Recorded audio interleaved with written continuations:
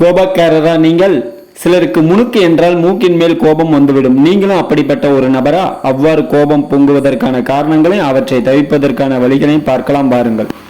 எதிர்பார்ப்புகளில் ஏற்படும் ஏமாற்றம். பலர் தங்களுடைய இலக்குகளை எட்ட முடியாமல் போனாலோ அல்லது தமது எதிர்பார்ப்புகள் நிறைவேறாவிட்டாலோ ஏமாற்றம் அடைகிறார்கள். அந்த ஏமாற்றத்தை சமாளிக்கவும் தாங்கிக் கொள்ளவும் தெரியாமல் கோபமாக வெளிப்படுத்துகிறார்கள். எனவே அவர்களின் நியாயமான எதிர்பார்ப்புகள் இலக்குகளை உடனிருப்பவர்கள் அறிந்து அவற்றை பூர்த்தி செய்தால் ஏமாற்றம் அடைய மாட்டார்கள், வீணாக கோபப்படவும் மாட்டார்கள். நம்பிக்கை இழப்பு உண்டாக்கும் விரக்தி. நம்பிக்கை இழந்த ஒரு நிலைதான் விரக்தி ஆகும். நேசித்த ஒருவர் மீது நம்பிக்கை இழக்கும் நிலை ஏற்படும் போது விரக்தி உண்டாகும். விரக்தியில் வாடுபவர்கள் தினமும் தியானம் செய்யலாம், பிடித்த புத்தகங்களை படிக்கலாம், நண்பர்களுடன் சேர்ந்து சுற்றுலா அல்லது வெளியே சென்று அவர்களுடன் சேர்ந்து மகிழ்ச்சியாக செலவழிக்கலாம். இதனால் விரக்தி விலகி மனம் அமைதியாகும். விமர்சனத்தை விரும்பாத நிலை. சிலருக்கு தம்மை பற்றிய பிறரின் கடுமையான விமர்சனங்களை ஏற்றுக்கொள்ள முடியாது. தம்மை நோக்கி யாராவது எதிர்மறையான கருத்துக்களை சொன்னால் உடனே கோபம் வந்துவிடும். உடனே ஏவுகணை வேகத்தில் எரிமலை அக்னி குழம்பை கக்குவது போல கோபத்தை கக்குவார்கள். எனவே இப்படிப்பட்டவர்களும் அவர்களை பற்றி தேவையில்லாமல் விமர்சனங்கள் சொல்வதை பிறர் தவிர்க்க வேண்டும். எரிந்து விழுவது.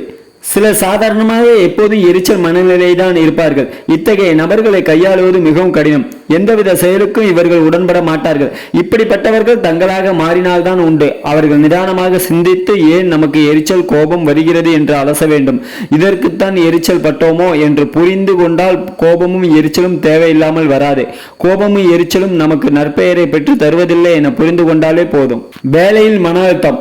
வேலையில் மன அழுத்தம் ஏற்படுவதற்கு கிண்டல், கேலி, மேலதிகாரியின் அதிருப்தி, வேலைப்பளு போன்றவை காரணமாகும்.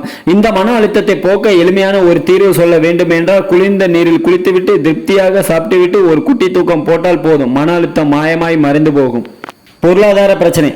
பலர் தாம் எதிர்கொள்ளும் பொருளாதார பிரச்சனைகளால் கோபம் அடைகிறார்கள். பணப்பற்றாக்குறை, அத்தியாவசிய தேவைகளை பூர்த்தி செய்ய தடுமாறும் பதற்றமான சூழ்நிலை போன்ற காரணங்களால் கோபம் உண்டாகும். மாறாக கோபம் அடைவதால் பொருளாதார சிக்கல்கள் தீரப்போவதில்லை என்று உணர்ந்து படிப்படியாக அவற்றை சரி செய்யும் முயற்சிகளில் ஈடுபட வேண்டும். எல்லோருக்கும் அவரவருக்கு பிடித்த பிரத்யேக பொழுதுபோக்கு விருப்பம் உண்டு. அது நல்ல ஆக்கப்பூர்வ பொழுதுபோக்கு என்றால் தயங்காமல் அதில் ஈடுபடலாம். அப்போது கோபப்படுவதற்கு நேரம் இருக்காது. எவ்வளவு பெரிய அழகனாயினும் அழகியாயினும் சரி, கோபம் வரும்போது அவர்கள் முகம் கோணலாகி பார்க்கவே சகிக்காததாகி விடுகிறதல்லவா? ஒருவன் முன்னேறுவதற்கு முக்கியமான தடைகளாக இருப்பவை இரண்டு. ஒன்று கோபம், மற்றொன்று தான் என்ற அகங்காரம். இந்த இரண்டு கெட்ட குணங்களுக்கும் நாம் இடம் கொடுக்க கூடாது. அடிபணிந்த அடிமையாக ஆகிவிடக்கூடாது. வீட்டிலோ அலுவலகத்திலோ வெளி உலகத்திலோ மற்றவர்கள் செய்யும் சில தவறுகளை பார்க்கும் போது நம்முடைய வார்த்தையை கேட்டு அதன்படி மற்றவர்கள் பணிந்து செயல்படாத போதும் ஆத்திரம் ஏற்படலாம். மற்றவர்கள் செய்யும் அல்லது செய்துவிட்ட தவறு நம்முடைய கண்களுக்கு பெரிதாக தெரியும் போது கோபம் ஏற்படலாம். சிலருக்கு மூக்குக்கு மேல் கோப உணர்வு எப்போதும் இருந்து கொண்டே இருக்கும். எதற்கெடுத்தாலும் எரிந்து விழுந்து கொண்டே இருப்பார்கள்.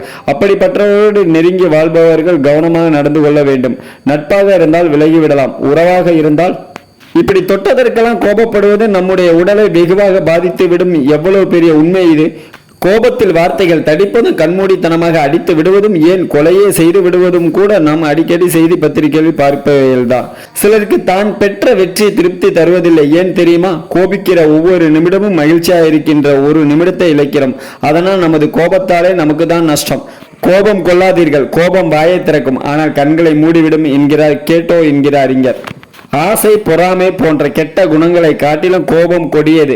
ஆசை, பொறாமை போன்றவை தனக்கு மட்டும்தான் தீங்கு விளைவிக்கின்றன. ஆனால் கோபம் கொண்டவனோ மற்றவனையே முதலில் தாக்குகிறான். அதனால் கோபம் ஒரு சாபம்.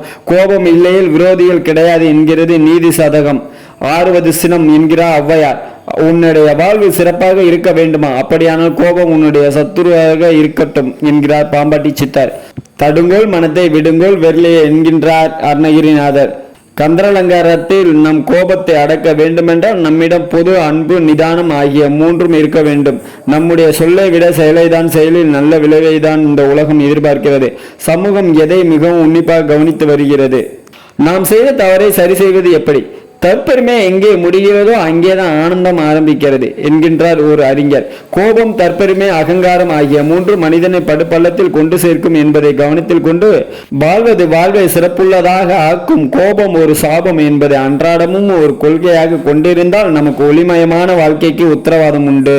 DTGSL ஜி கோவிந்தராஜ் ஐப்பத்தா யூடியூப் சேனல் பிடிச்சிருந்தா லைக் பண்ணுங்க, ஷேர் பண்ணுங்க, கமெண்ட் பண்ணுங்க. தேங்க்ஸ் ஃபார் வாட்சிங்.